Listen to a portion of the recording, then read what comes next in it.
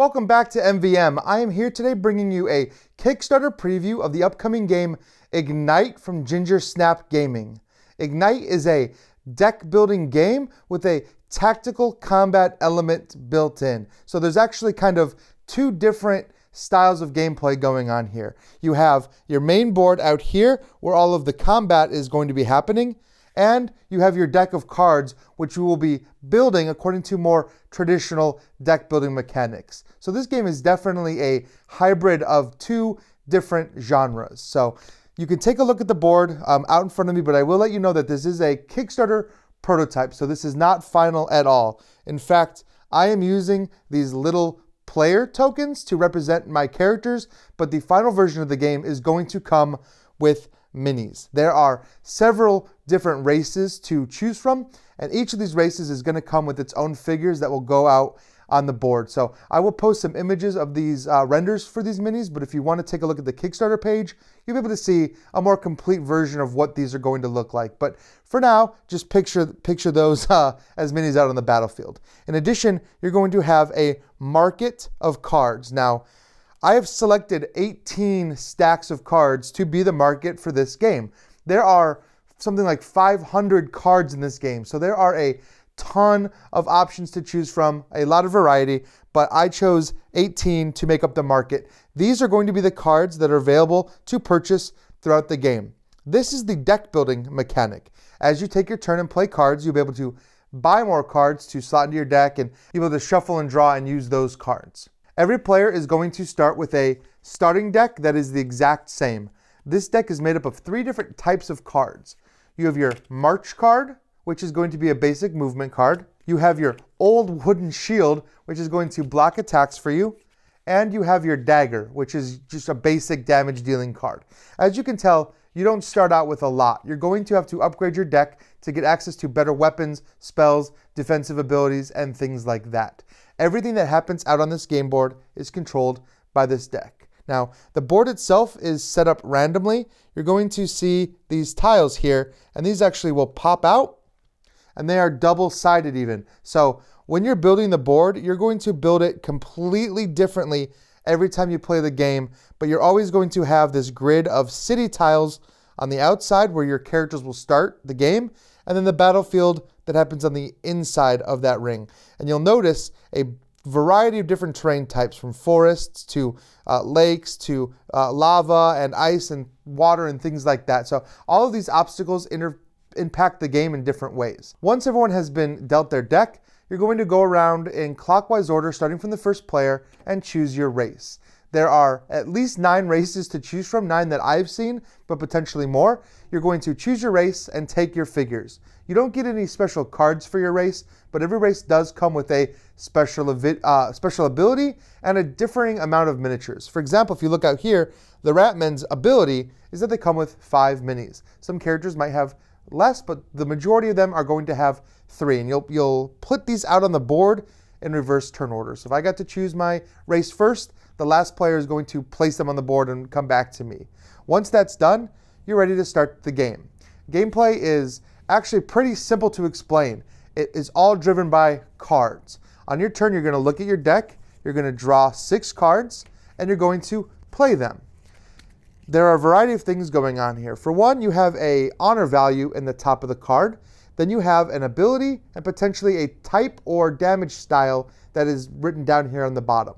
If I want to, I can just spend all these cards and use them as honor to buy cards from this market. And you'll notice every card has an honor value printed in the middle of the card. That is the card's cost. If I do that, I just spend the value, put these cards in my discard pile, take the card I'm purchasing, and place it on top. It will come back to me later. These cards drive everything. They are what moves your troops, so every time you play a movement card, you can move a figure orthogonally. It's going to control your attacks. Every time you play an attack card, you're going to follow the instructions on that card. It'll tell you how far away you have to be. It'll tell you the different effects that happen. The game comes with a huge amount of tokens here that are going to reference all the different effects from spells. You can apply status effects. You can actually add tokens out onto the board, like ice walls and fire pits that are blocked. But in order to buy cards, you have to have one of your characters in a town. And there are the town board is the outside of the circle, and you have the bazaar in the center. So if your character is visiting the bazaar, you'll be able to buy those cards. There are not a ton of ways to get rid of cards in this game, but there is one way that I want to talk about. If you come to this bazaar in the middle, instead of spending a card for its value, you can sell the card for its value. When you sell a card, you're actually removing it from your deck, and you can do this a number of times based on how many characters you have there. And that's always the case for buying and selling cards. If I have 2 characters in a town, I could buy 2 cards on one turn.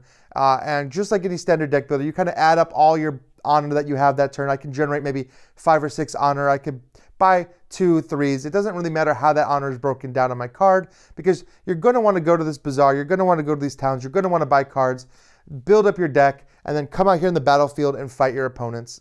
If you don't want to use your cards for their purchasing power, you can use them to do the actions. So you don't get to do both. You have to make that decision. Do I want to do the action, or do I want to buy the card? When you do an attack, you're going to be doing damage to the enemy units. And this is very simple. You're doing damage as long as the card is not blocked. But the opponent is going to have their hand of 6 cards, and they're going to be able to play cards like, for example, that old wooden shield I referenced, as well as any kind of upgraded defense they might have gotten from other cards. They'll be able to play that to deflect the attack. It's very simple. If you take damage, you take a damage token. Now, you'll notice that these are little dagger-shaped tokens that I have here. In the actual finished version of the game, these are going to be plastic dagger tokens that are actually going to insert into the back of the minis. So you're going to be stabbing these minis in the back every time you deal damage to them. When a miniature has taken 3 damage, that miniature is destroyed and you get a victory point. The game is going to end after one player has received enough victory points to trigger the end of the game. And there's a breakdown based on the player count, and you can shorten or increase that based on how you want to play. The game can also end if only one player is left. Now, there is player elimination in this game, kind of. If you are eliminated, meaning all of your minis are destroyed, you still get to play the game, but you take over an NPC faction, these water elementals that will start to spring up and go about doing damage. So you can actually still win the game by collecting victory points even after all of your characters are defeated.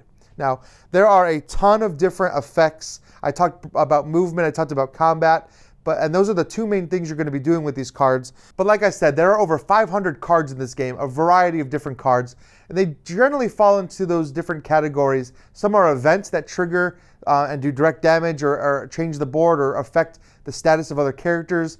A lot of them just are different weapons that you can use to block or guard or attack. But then you have a special type of card that you can enter into the market, and that is called a title. Titles are very special cards that when they come out in front of you, they stay there and give you a global ability. However, you'll notice an escalating point cost up here.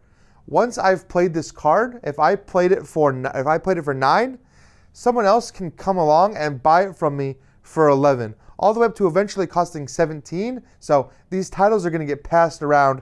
If you see a player benefiting from a title, you'll want to buy it from them. And again, these titles are, you can use them or not. This entire market, you can handpick it, or you can use the included randomizer to just generate whatever kind of market cards you want.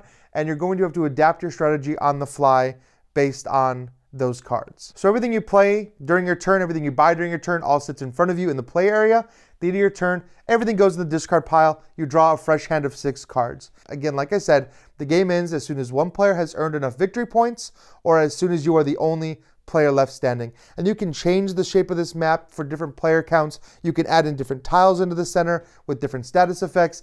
The key to this game is the modularity, and there is a ton of it available even now in this prototype, and there's going to be even more on the Kickstarter page. So that is Ignite. Please check out their page. Let me know what you think in the comments below. Ask any questions, leave any comments, and thank you for watching and subscribing and everything you do, and I will see you next time.